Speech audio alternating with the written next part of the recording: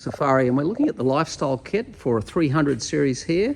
So this drops in, it's low profile. The big advantage of this versus having the fridge on the fridge slide is that you get the whole top space again free to put whatever you want on the top. So you can put shopping on there, you can put golf clubs, whatever you like.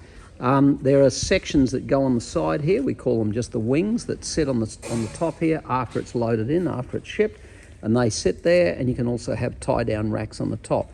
So we've got the Engel here, we've got a large drawer in here with the chopping board on the top. We've got the table, and then in here is the beautiful double induction. Double outlets, the Victron display here. Here's the power all on the side here. Very, very neatly laid out. So everything's on the side here. You've got no reason to touch anything there at all. The isolator is at the back in the center. The mega fuses are back here on either side.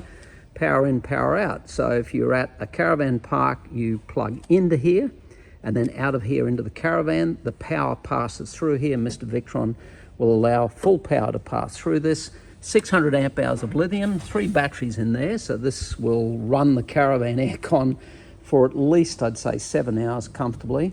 And then the top here is such that when the seat comes back on the 300, it just touches the back there all the way along.